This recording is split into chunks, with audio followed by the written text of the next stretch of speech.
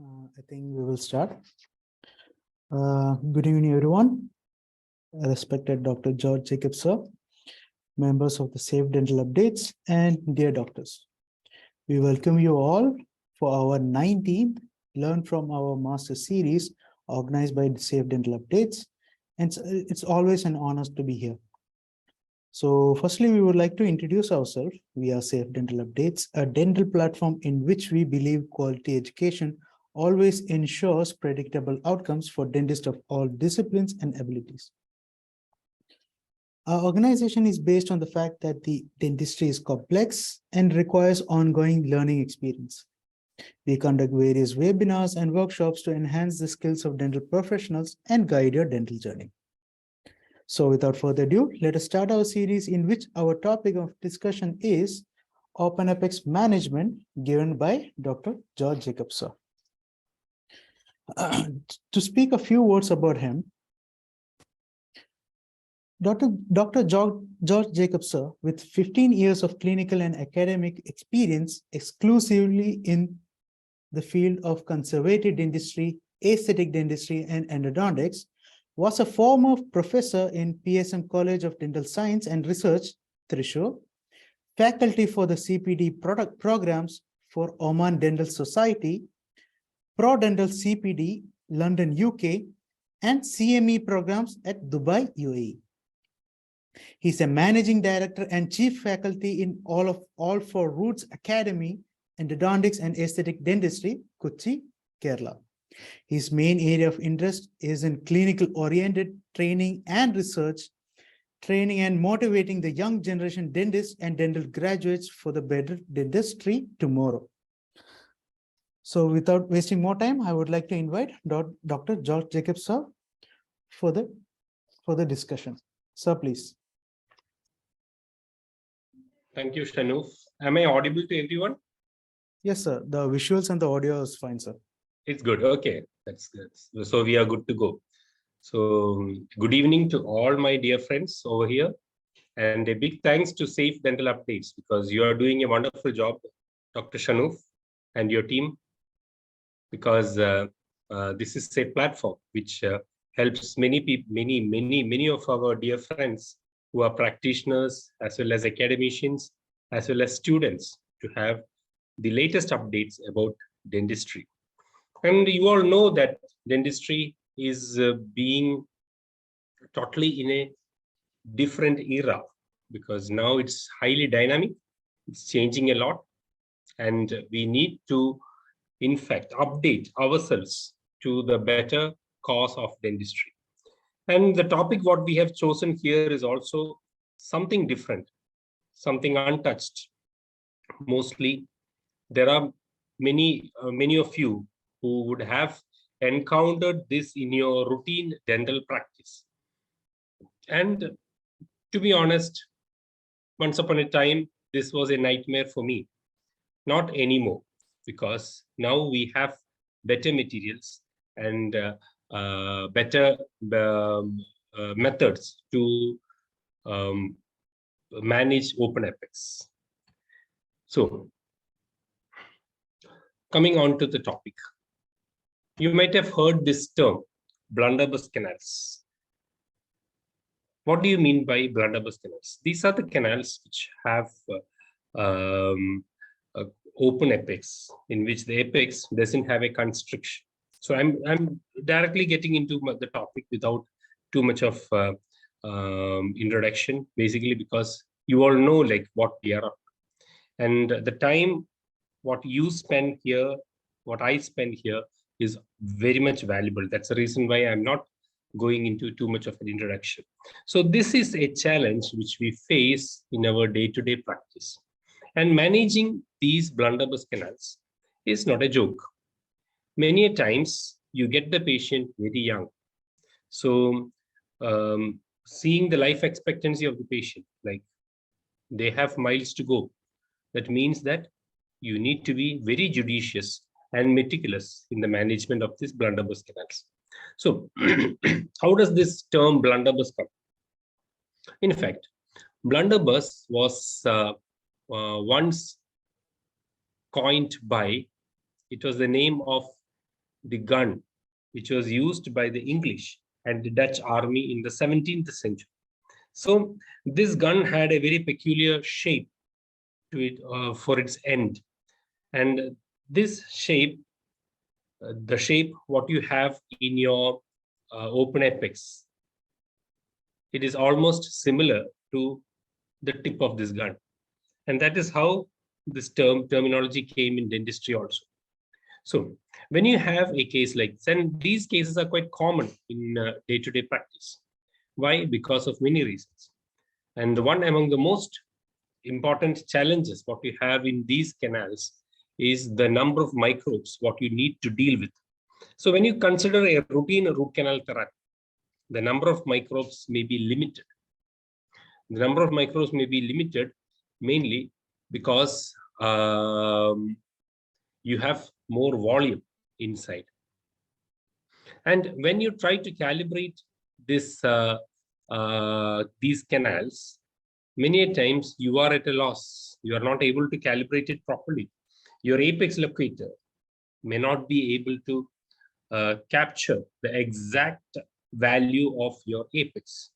So that is another challenge what you have here, because many of us survive in routine endodontics just because of the machine called apex locator, which is a very important tool in endodontics. And the third challenge what you have here is how to disinfect the canals. When you go for irrigation, you always have an accident-prone area. So routine canals with proper apical constriction are considered to be much more safer to your irrigants when you compare with the open apex. So your open apex definitely pose a challenge to your day-to-day method of irrigation.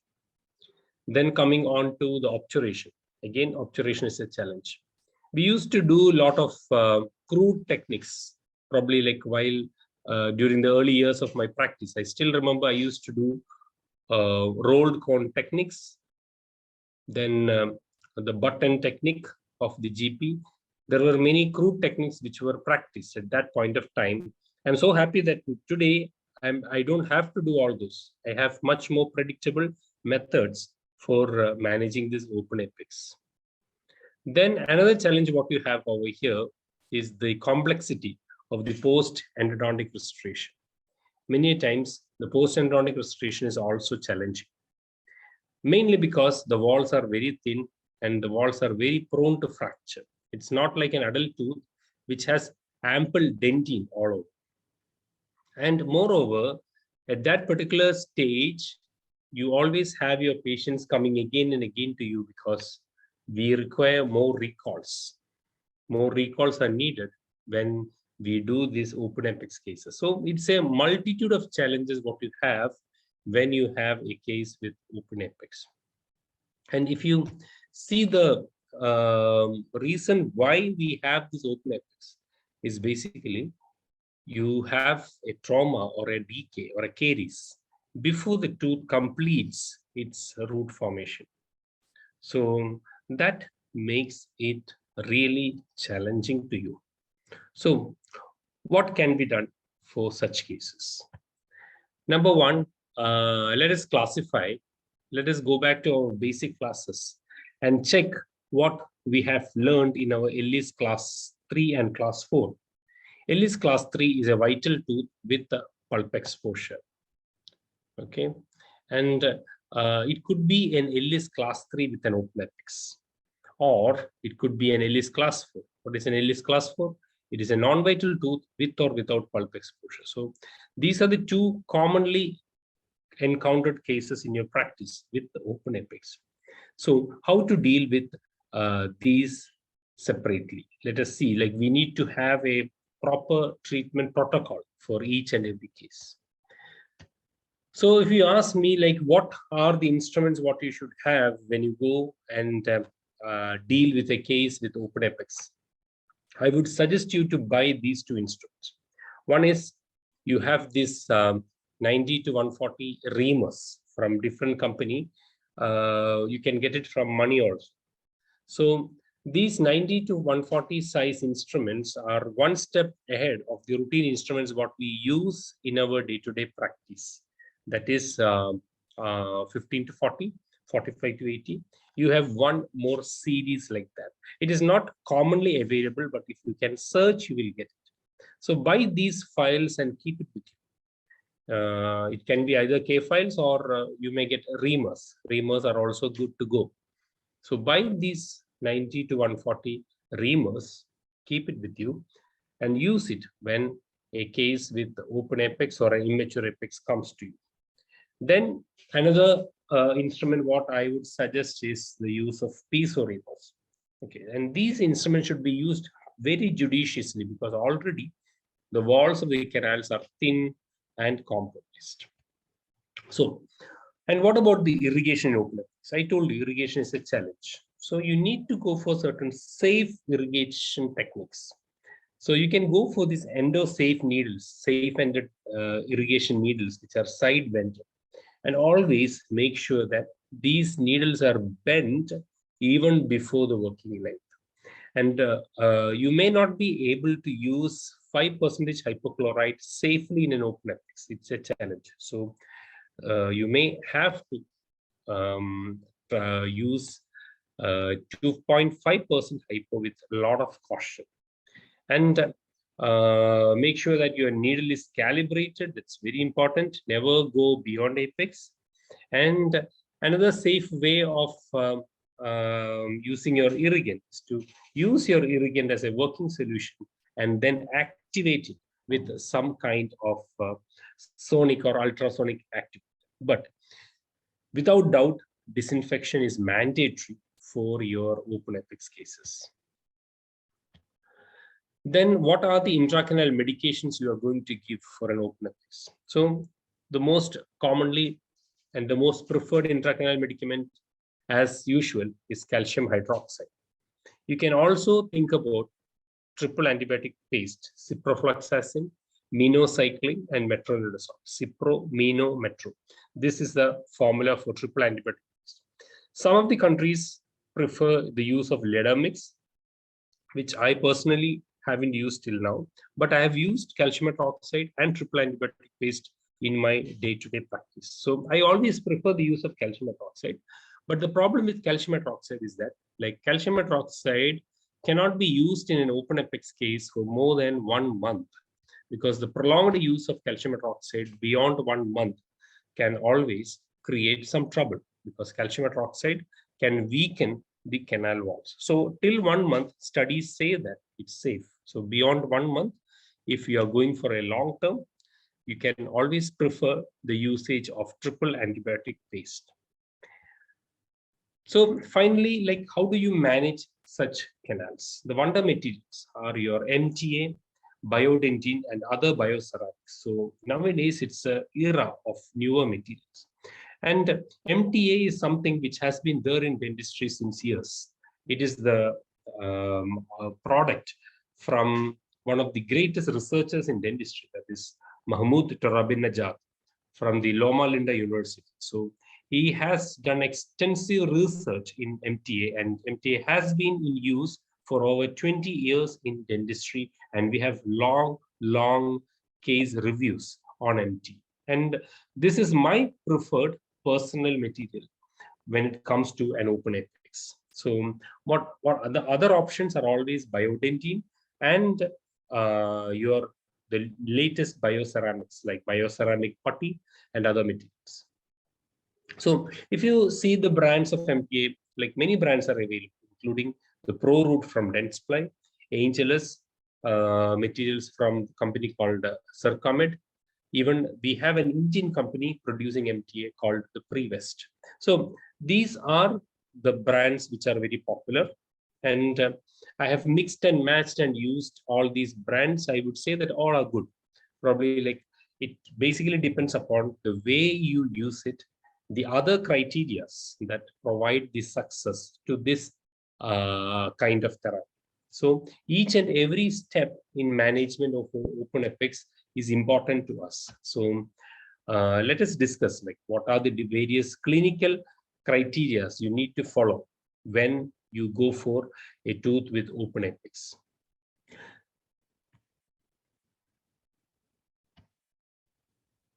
So basically, let us learn a little bit about the material science, because these are the materials what has actually changed the practice with regards to the open apex.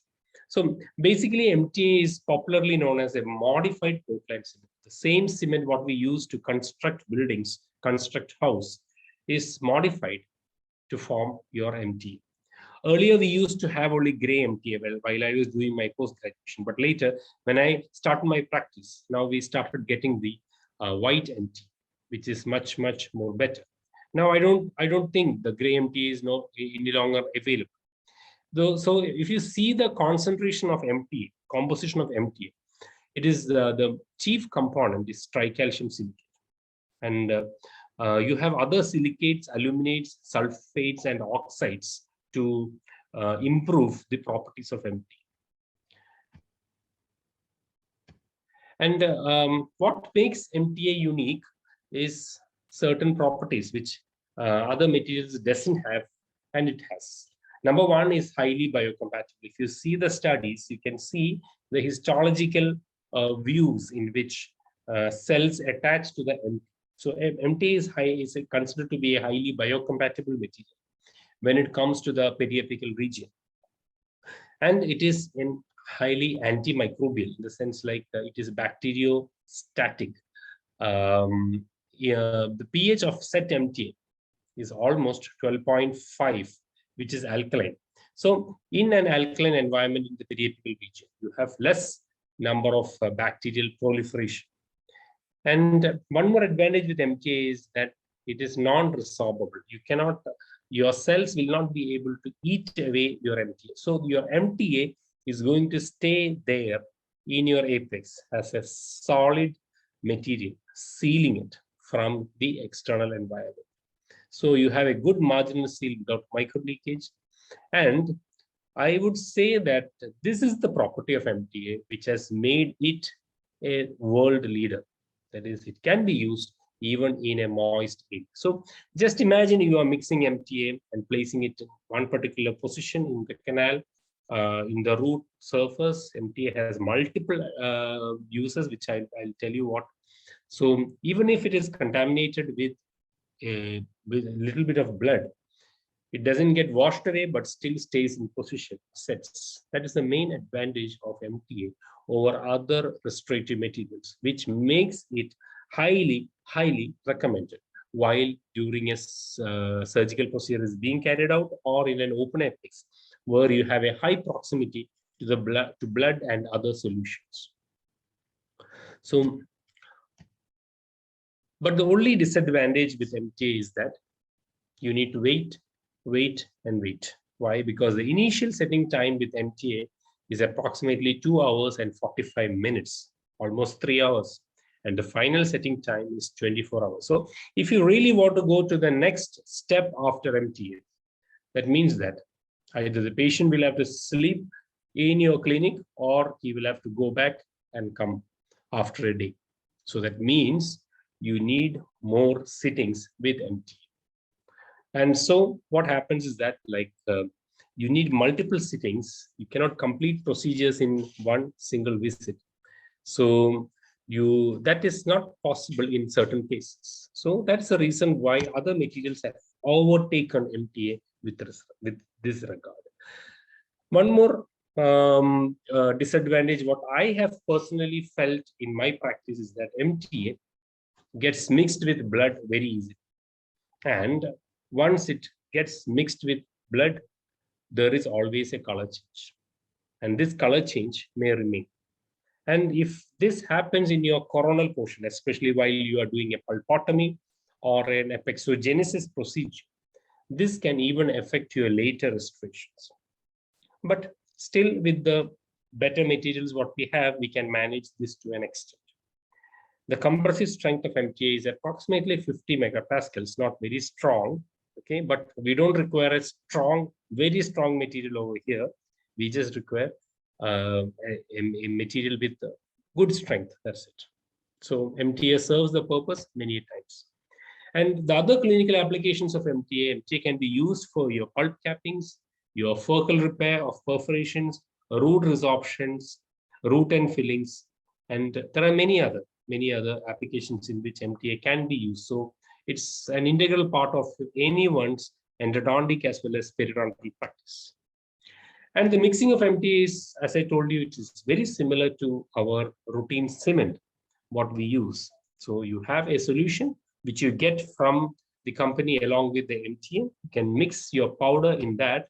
And finally, you get a consistency almost like this, which is not too powdery, not too fluidic.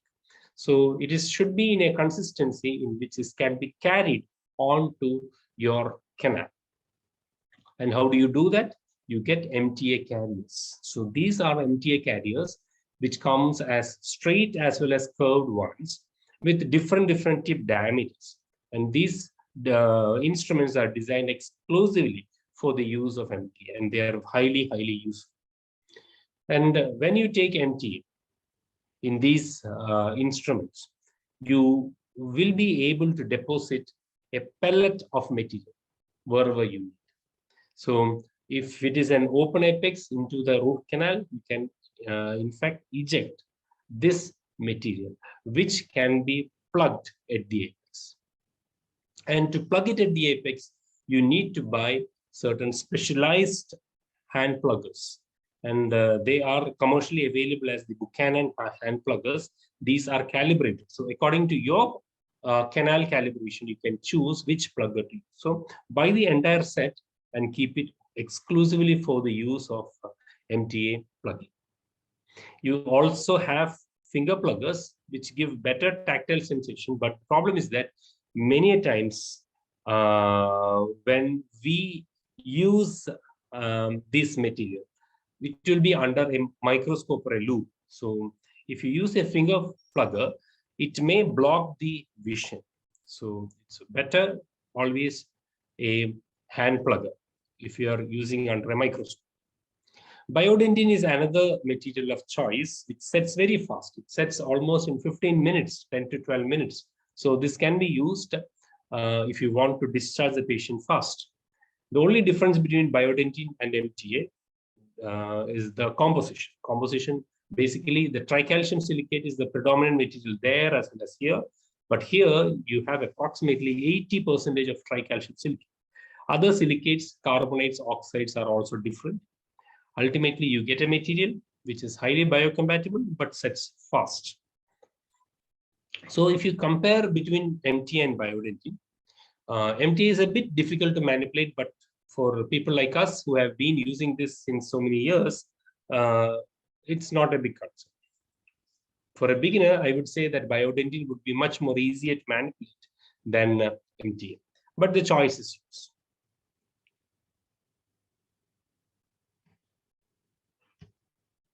So the various clinical treatment modalities for open apex management. Number one is apexogenesis. Number two is apexification. And number three is regeneration. Regeneration is not done routinely in our day-to-day practice, but apexogenesis and apexification are the ones which we routinely do in our practice. So let us see what is an apexogenesis. So whenever you have a vital tooth, Ellis class 3, you have a vital pulp inside, and you need to retain a part of the vital pulp so as to stimulate the growth of the remaining root portion. So it's basically a pulpotomy procedure in which you are maintaining the vitality of the tooth to some extent. So usually, what are the indications? Generally, like it happens with your upper central incisor when it comes with a trauma. Sometimes with children, you have the first molars caries very fast, especially if the caries index is more. So usually such kind of patients would be of the age between 6 years and 10 years. So what we usually do is you have a good case selection, that is your young tooth with open apex with vital pulp. And you should not have any signs of necrosis. That is very important. So there should not be any pus discharge. There should not be any sign in which your pulp is not having a blood circulation inside. Ideally, the absence of a periapical radiographic lesion. Okay. So, and the pain and the symptoms of the patient should be almost indicative of your reversible pulpitis. That means that your pulp should heal. So what we do is we give a good local anesthesia, remove the caries if it is a caries exposure. Isolation is very important in these cases because the success of any pulpotomy procedure, I would attribute to the good isolation. And do the access prep, remove only the inflamed pulp. You can either go for a cervical pulpotomy or a partial pulpotomy. So you can use any of your instruments, whichever is comfortable for you. Control the bleeding. Earlier, we used to use formocrosols. Don't do that blunder anymore. Formocrosol is not used for pulpotomy procedures now, anymore. What we do is you use a sterile, moist cotton pellet or a paper point, and you just hold it against the bleeding spot. If it is a reversible pulpitis, it will clot within 3 to 4 minutes. And that's the time when you have to apply your material over there. So basically, if you have a good LA, good isolation, if you maintain the sterile field properly, and you give a good coronal seal, then, and if the recall is good, like your vital pulp procedures would last. So, and the barrier is important, MTA or Biodentine or any bioceramic material for that matter, and they give a good intermediate restoration which can seal that in. So this is one, just to show you a case where we had a 7-year-old boy who had a pulp exposure, and he reported after 1 week, because I always tell all parents, like when they call with the boy or the girl having a trauma, I always tell them to come immediately rather than keeping it for much more days. Because if the patient may become asymptomatic probably in 1 or 2 days, but that doesn't mean that they have to delay it. So I always ask them to come on as early as possible, because you are getting a better quality of pulp when they come early. So when I saw it's already 1 week, but still the radicular pulp was healthy. So what I did was that the pulp exposed area, I could see, I gave a local anesthesia, and I prepared the access, and through the access, I removed the coronal pulp. Okay, I used a moist cotton pellet to arrest the bleeding, and over that I packed MTA, one increment after other, and finally I closed the chamber with a glass ionomer restoration. And this is the result what I got from this patient after 3 years.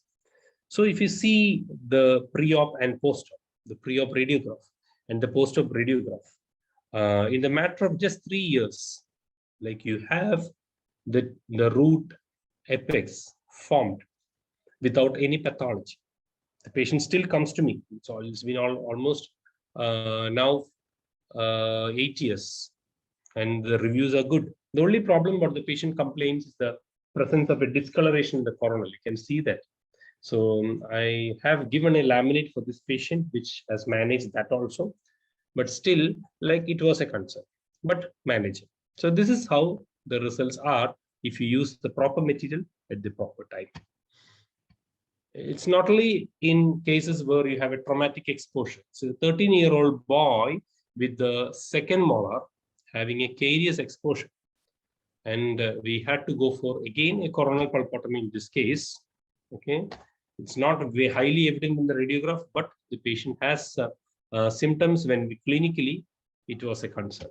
So we opened it, placed MTA, removed the coronal pulp, maintained the vitality of the radicular pulp, placed MTA. Okay, and finally, this is the review radiograph after 7 years. So you can see how the root has formed. Ideally, this patient had to come back to me for coronal restoration, but he didn't. He came to me after 7 years for another tooth. Then I scolded him. I put him in the chair. I took a radiograph, and then I was very happy that nice, he came back. I could get a review. Then we went for the final restoration and the other things. So this is the magic of these materials. More than a material, it's a technique what you use, what gives you the success in such cases. Now, coming on to the next part of the clinical technique, that is apexification. Apexification is done in a non-vital. When the tooth is non-vital, you may have to go for a multiple visit apexification, or even a single visit apexification is also possible if the infection grading is less. So Let us see like what are the indications of this apexification over apexogenesis. The prime indication is a young permanent tooth with open apex, which has signs of non-vitality. So all signs of non-vitality, open apex, young tooth can go for apexification. So what do you do in apexification? Again, the same procedures. The only difference is that when you open, when you prep the access, when you shape and clean, you may not see any bleeding. The entire canal is devoid of any pulp tissue. It's almost like a pulpless tube. So we clean and shape properly. You have to take special precaution of your irrigant not to go beyond apex. You have to be highly careful in the working length because your apex locator may not help you. Then after that, you can place the calcium hydroxide as intracanal medicament or any intracanal medicament of your choice. Go for recall visits, review radiographs. Okay. And finally, obturation and post-embryonic registration. So basically, it is your judicious call how to time your periodic review and how to go for the further procedures. So the question is, how do you precisely place MTA at the apex? Because in the first case of apexogenesis, you could in fact see the pulp chamber, but in this particular case, you are not able to see the apex. How do you precisely place your MTA? Is it a guesswork? Absolutely no. Why we are able to do it more precisely is only because of the equipments what we have. And number one is magnification. Without magnification, you won't be able to treat such cases. You need to have at least a pair of loops to treat open apex. Okay, and the best results are obtained when you have a microscope. So if you don't have any of these, I would recommend you to, in fact, learn how to use a magnification in dentistry, which is very important. Number two is calibration. So your calibration of your canals, your length, your width, your volume, everything matters a lot. So accordingly, you need to, in fact, plan your therapy. And number three is periodic radiographic assessment. What does that mean? So whenever you place a material, you keep on clicking radiographs. So many times when the first material is placed and plugged, check whether it is in place. If not, you can go plug it and then repeat the radiograph. So you may require multiple radiographs while you do this kind of procedure. So in this particular case, we went increment by increment. If you want, you can fill the entire canal with MTA, but since the material is costly, we go for approximately 3 to 5 millimeters of MTA at the apex, followed by other filling materials after that. So this is how we go about. And after MTA, what will you use to fill the canals? You can, if you want, you can go for a complete MTA obturation and go for a core buildup, or you can use a thermoplastic gutta once the MTA sets or your biodentine sets, or even you can go for room temperature plastic gutta called Gutta Flow, which comes from a company called Cold Team, or even you can go for a post after your MTA pack.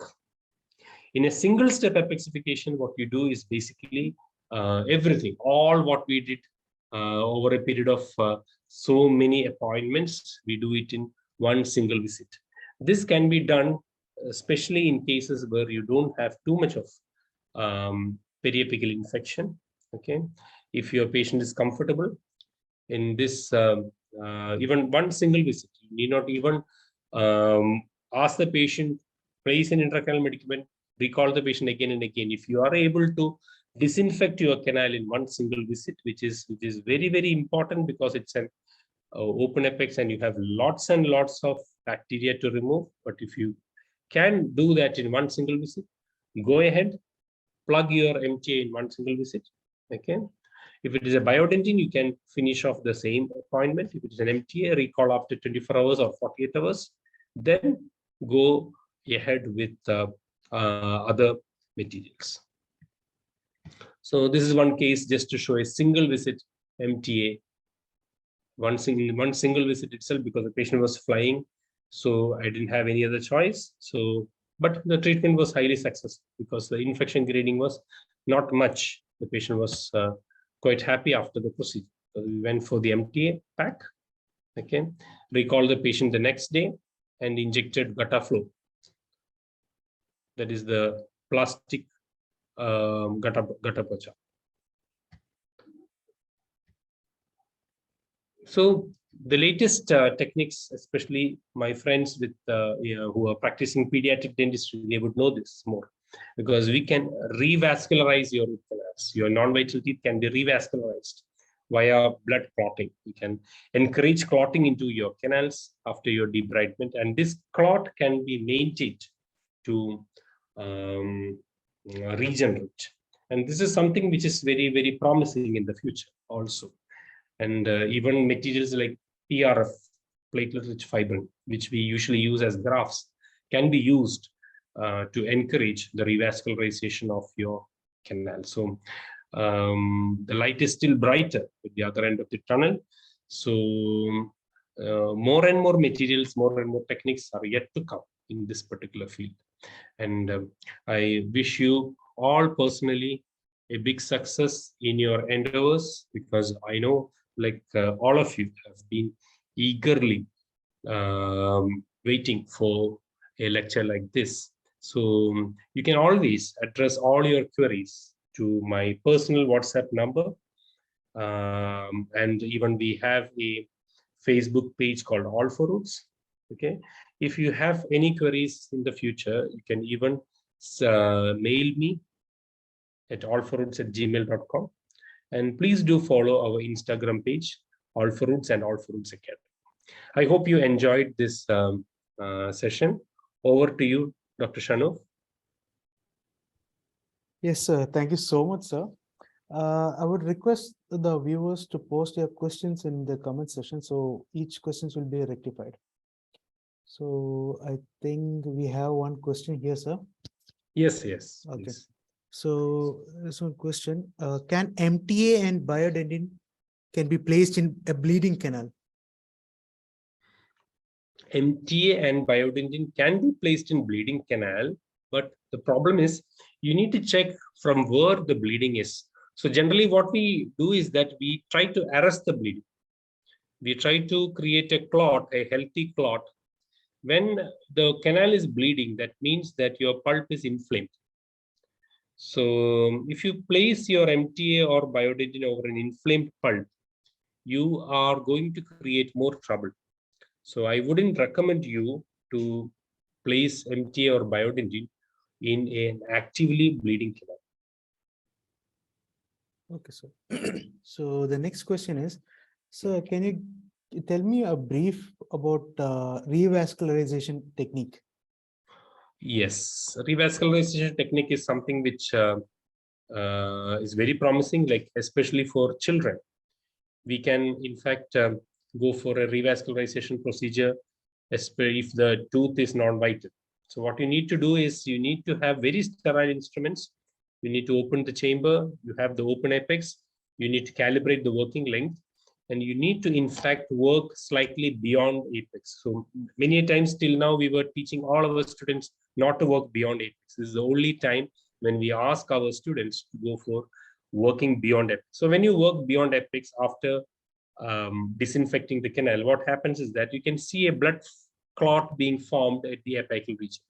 If you're using a microscope, this is a very pleasant view to view in a microscope. Probably like we as clinicians, we just have some good sights in our day-to-day practice, a fresh blood clot coming into your canal. So you need to stabilize this blood clot, because after a particular time, you can see that the blood comes into the canal and just clots there. Over that, you can, if you want, you can place a resorbable membrane, or even you can place a little bit of PRF, or directly you can place a biocompatible material. A putty material would be ideal for such cases, and then seal the canal with glass ionomer cement. Glass ionomer is the most quick and easy sealing cement. And you will be surprised to see that when you review this case, if your procedure was done probably in a good aseptic environment, then after periodic recalls will be very, very promising. You can see that the root end is slowly getting closed. You may not have a healthy root forming, but still you will have a root-like structure, much better than how it was before. Okay, sir. So yeah, there are few questions from many doctors. Yeah. They're concerned about what happens if MTA is pushed beyond the apex. Ideally, MTA shouldn't be for that any material, neither your calcium hydroxide, not even your sealer. All studies pertain to this. Anything beyond apex is not good. Even MTA also is not good. But without your knowledge, if a little bit of MTA is being placed beyond apex, the truth is that nothing happens. It's quite safe, but don't do that intentionally. Make sure that that's the reason why I told you the rule number 2 for the success of this kind of procedure is calibration. Calibrate your canals properly. Okay, so the next question is, what is the irrigation protocol for open apex non-vital cases? In open apex non-vital cases, try to use saline as much as possible, but we need some medium of disinfection. I usually go for 2.5% sodium hypochlorite, and I make sure that my irrigation is very safe and everything is done under rubber dam. No question of doing an open apex without a rubber dam. So all of you should follow this protocol because rubber dam is mandatory. Magnification is mandatory while you're doing open apex. And make sure that you use a safe ended needle. And make sure that you bend the needle probably 2 or 3 millimeters short of the apex so that you never over irrigate. And try to activate your irrigant with an endo activator. It's a product which comes from Dentsply, okay? Or you can even use some ultrasonic tips. So when you activate, you can see that your hypochlorite is getting cloudy again and again. So what does that mean? There are more tissues to digest. And do this, irrigate it off with saline. So do this continuously again and again until you are satisfied. When we have a microscope, we can in fact see the canal walls getting cleaner and cleaner. It's again another treat to our eyes. So this is the protocol what you need to follow and make sure that the last irrigant is a non-chemical. Probably a saline or distillate. Okay, sir. So the next question is, during partial pulpotomy, how much pulp need to be removed? How to analyze that properly?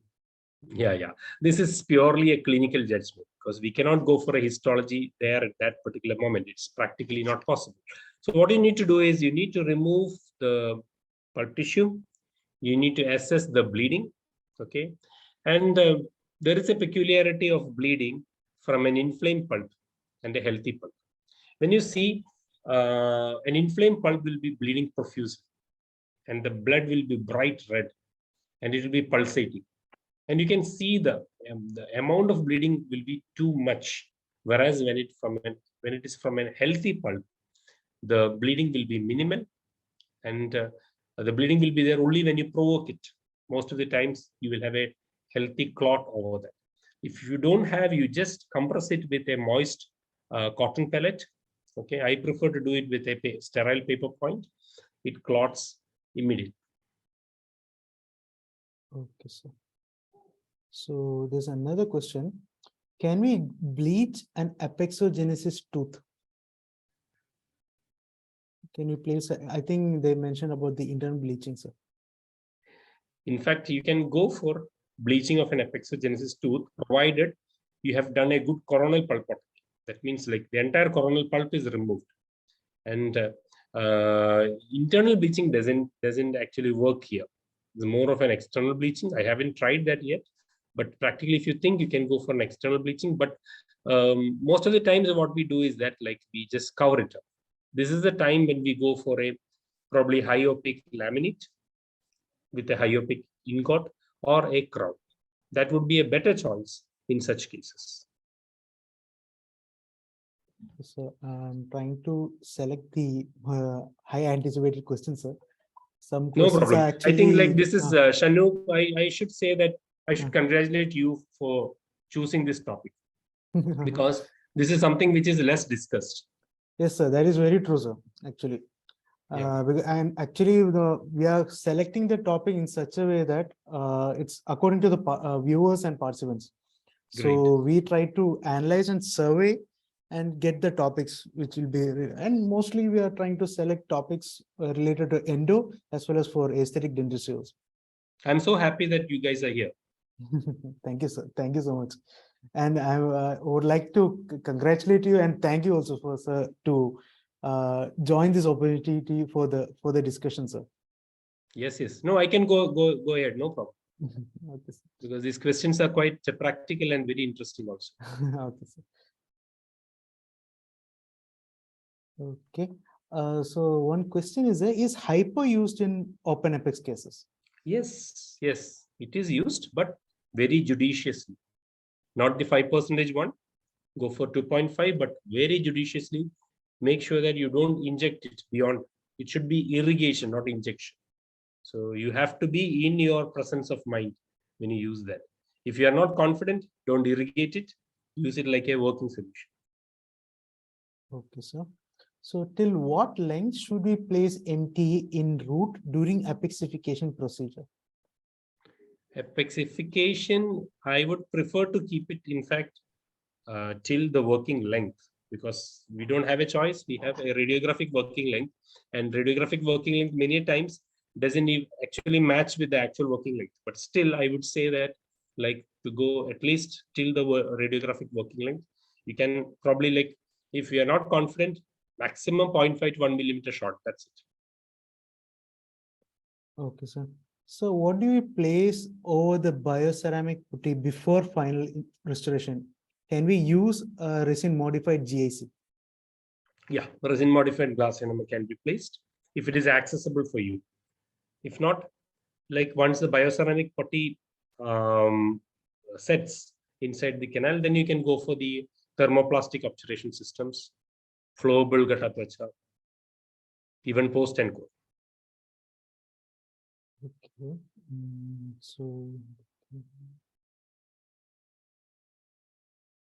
okay, how do you calibrate working length in open apex as apex locator may not give a correct reading? The only way is your conventional technique, in which you place a instrument, a file inside the canal, click a picture, radiograph, okay, and then go ahead. Okay, sir. So I think we are coming in the end of the questions. Okay, so one question here is, what about the periodic recall? How many days or how many months after MTA placement? Good question. Usually what we do is that if it is a single step MTA, like we finish the MTA and MTA requires some time to set. So we recall the patient after 1 or 2 days and finish up the remaining procedure. You can see through the microscope, and when you touch the MTA, you can see that it is rock hard. Then you go ahead with the remaining procedure, okay? And after that, you recall the patient probably after 6 months, take a radiograph. Because the reason why we recall after 6 months is that, like, radiographs see better only after 6 months, because you are not able to appreciate the bone formation before that. Many times when we use these materials, we need to analyze either the bone formation or the root and formation. So in either ways, you need 6 months. Okay. I think this is a personal doubt for me also, sir. Yes, yes. So is orthodontic treatment possible for an open apex case, sir? In my practice, I work as a referral dentist, referral endodontist to many clinics. So many of the clinics send me cases like open apex and other difficult cases to me. And I find that most of the open apex cases are sent to me by orthodontists. And it will be young patients. And they ask me the same question, like, when can we start? So I always tell them, you don't worry. Once the symptoms subside, even if there is a little bit of lesion at the apex, it's a radiographic lesion. Don't worry. If you feel that it's a healing lesion, you start your therapy. But make sure that your movement should be very gentle. Don't give extra forces on the tooth. That's only criteria. But you can go ahead with orthodontic therapy. Not a problem. Okay, sir. I think we had, I think we have certain more questions, but I think that can be rectified either in the social media platform or on what you can do is you can just note my phone number. It's in the screen. Okay. Okay. You can send me WhatsApp messages, and I can expect lots of WhatsApp messages tonight. But Yes, sir. don't worry, like I will be replying it probably, because this week is a bit hectic for me, because I just came back from Dubai after my academy work over there. So I have my clinic is packed for almost 2 weeks. But this weekend, Saturday and Sunday, or probably before that, whenever I get some time in between, I will reply. So please don't feel bad if my reply is delayed. I will definitely reply to your queries. Please do put a WhatsApp message. Even if you want to have any case discussions, you are always welcome.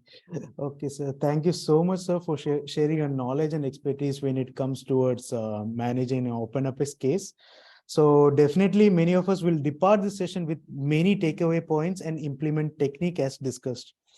So I would like to stress a point by saying that the sole purpose of conducting this webinar is actually to gain and update knowledge and skills for daily practice and always to explore more.